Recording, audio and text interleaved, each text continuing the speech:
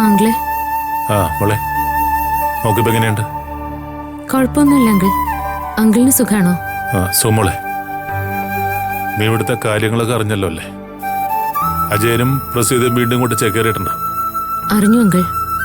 ഞാൻ എന്തു പറയാനാ? അവരവിടെ ഉള്ള സ്ഥിതിക്ക് ഇനി എന്നെ അവിടേക്ക് വിടില്ല അങ്കിൾ. ഈ അവസ്ഥയിൽ മോളിങ്ങോട്ട് വരാതിരിക്കുന്നത് തന്നെയാ നല്ലത്. അറിയാലോ, ഒരിക്കൽ സംഭവിച്ചതിന്റെ ആഘാതം മോളുടെ നല്ല നമ്മുടെ എല്ലാവരുടെയും മനസ്സിലിപ്പോഴും ഉണ്ട്. ആന്റി ഹാപ്പിയാണെന്ന് അറിഞ്ഞതിൽ സന്തോഷമുണ്ട് അങ്കിൾ. ഞാനായിട്ട് ആന്റിക്ക് ഒരു തടസ്സം ഉണ്ടാക്കില്ല. ജയയുടെ മനസ്സിൽ എന്തൊക്കെയാണെന്ന് എനിക്ക് ഇപ്പോഴും മനസ്സിലാവുന്നില്ല മോളെ. എന്തു വന്നാലും ആന്റിയോട് പിണങ്ങാനും വഴക്കിടാനും ഒന്നും പോരുതെന്ന് അങ്കിള് സൂര്യയോടൊന്ന് പറയണം. സൂര്യയുടെ ഭാഗത്തുനിന്നും അങ്ങനെയൊക്കെ സംഭവിച്ചാ ആന്റിക്കത് പ്രയാസവും. ജയ ഇത്രയൊക്കെ കാണിച്ചിട്ടും മോൾക്ക് അവളോടൊരു വെറുപ്പം തോന്നുന്നില്ലേ? അതെങ്ങനെ വെറുക്കും അങ്കിൾ? അങ്ങനെയാണെങ്കിൽ എന്നേ എനിക്കത് ആവാമായിരുന്നു. ഇന്നും എനിക്ക് ആന്റിയോട് ബഹുമാനേ ഉള്ളൂ. പിന്നെ അഭിപ്രായ വ്യത്യാസം, അത് പറയേണ്ടി വന്നാ എനിക്ക് പറഞ്ഞല്ലേ പറ്റുള്ളൂ. ഇവിടെ ഞാനൊന്നും പറയുന്നില്ല മോളെ. നിനക്ക് പകരമായിട്ട് നീ മാത്രമേ ഉള്ളൂ. വീണ്ടും ജയ പഴയ അവസ്ഥയിലേക്ക് പോവാതിരുന്നാ മതിയായിരുന്നു. ഏയ്, അങ്ങനെയൊന്നും സംഭവിക്കില്ല അങ്കിൾ. പിന്നെ അങ്കിളും കൂടി ഒന്ന് മാനസിക ശ്രദ്ധിച്ചോണം. പാവം, ഇപ്പൊ അവളാ ശരിക്കും പെട്ടിരിക്കുന്നത്. സൂര്യ എവിടെ അങ്കിൾ?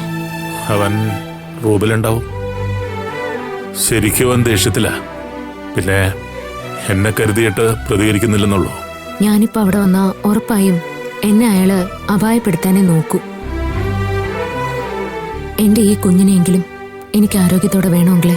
ഉറപ്പായിട്ട് അങ്ങനെ നടക്കുമ്പോളേ മോള് ധൈര്യമായിട്ടിരിക്കേ. ഞാൻ മോളെ വിളിച്ചോളാം. ശരി. ആ ശരി.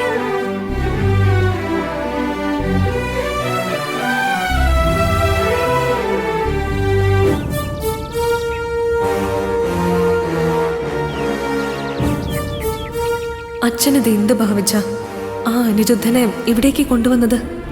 അല്ലെങ്കിൽ ഇവിടെ ഓരോരോ പ്രശ്നങ്ങളാ. ഇപ്പൊ തന്നെ അങ്കിളിനും സൂര്യയ്ക്കും എന്നോടും ദേഷ്യം തോന്നിയിട്ടുണ്ടാവും. ഈശ്വര, ഞാൻ എന്താ വേണ്ടത്?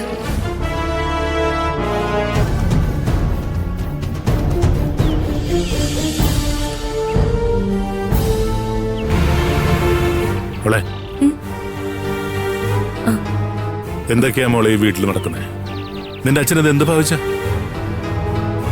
ആ അനിരുദ്ധനെ കോമ്പൗണ്ടിൽ കാലൂത്തുള്ള ധൈര്യം കാണിച്ചില്ലേ? അതിന് കാരണക്കാരൻ നിന്റെ അച്ഛനാ. അങ്കിളെ, ഞാൻ എന്ത് ചെയ്യാനാ? അച്ഛനും അമ്മയും കൂടി ഇവിടെ വന്നത് തന്നെ എന്റെ മനസ്സമാധാനം കളയാനാ. മോളെ, സൂര്യ ഇപ്പൊ ആകെ ധർമ്മസങ്കടത്തില. നിന്റെ ആന്റിയെ കരുതി മാത്രം അവനെല്ലാം ഉള്ളിലൊതുക്കി നടക്കുന്നേ. അങ്കിളെ, എനിക്ക് മനസ്സിലാവും. പക്ഷെ എനിക്ക് എന്ത് ചെയ്യാൻ പറ്റും? എങ്ങനെയെങ്കിലും അച്ഛനെ അമ്മനെ ഇവിടുന്ന് ഒഴിവാക്കണം.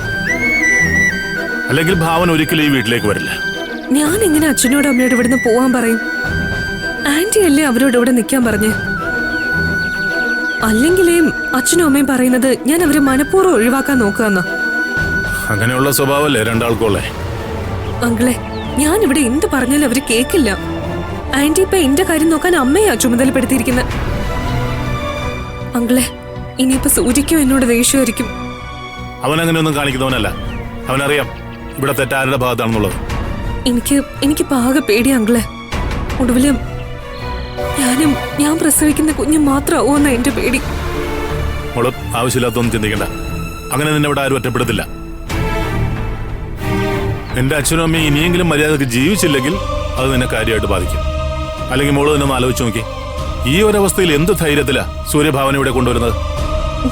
ഞാൻ എന്ത് പറയാനാ അങ്കിളെ? സത്യം പറഞ്ഞാ ഞാനും ഇപ്പൊ വല്ലാത്ത ധർമ്മസങ്കടത്തിലാ. എനിക്കറിയില്ല മോളെ ഇനി വീട്ടിൽ എന്തൊക്കെയാ നടക്കാൻ പോകുന്നത്. ഒരു വിധത്തിൽ സൂര്യ പറഞ്ഞ് മനസ്സിലാക്കിയിട്ടുണ്ട്. പക്ഷേ അതിലൊന്നും വലിയ കാര്യമൊന്നുമില്ല.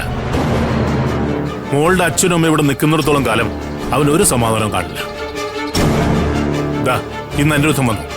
നാളെ ഇനി ആരാ വരുന്നെന്ന് ആർക്കറിയാം? ഇപ്പൊ എനിക്ക് തോന്നുന്നു അങ്കിളെ, ഞാൻ ഒരിക്കലും ഇങ്ങനൊരു അവിവേകത്തിന് മുതിരാൻ പാടില്ലായിരുന്നു. ഇനിയിപ്പോ അതൊന്നും പറഞ്ഞിട്ട് കാര്യമില്ലല്ലോ മോളെ. സംഭവിക്കാനുള്ള എന്തായാലും സംഭവിച്ചു. ഇനിയിപ്പോ വലിയ പരുക്കുകളില്ലാതെ കാര്യങ്ങൾക്ക് ഒരു തീരുമാനം ഉണ്ടാവാൻ പ്രാർത്ഥിക്കുക. അതുപോലെ തന്നെ മോള് തന്നെ ആന്റിയോടൊന്ന് സമയം പോലെ ഒന്ന് സംസാരിക്കുക. സൂര്യയെ കൂടുതൽ വിഷമിപ്പിക്കരുത്. സഹിയായിട്ട് അവനോട് ഇറങ്ങിപ്പോയാൽ പിന്നെ എനിക്ക് പോലും ഒന്നും ചെയ്യാൻ പറ്റില്ല. ഞാൻ പറയാം അങ്കിള്. പറഞ്ഞിട്ടും വലിയ കാര്യമുണ്ടെന്ന് തോന്നണില്ല. എന്നാലും മോളൊന്ന് പറഞ്ഞുതരാം.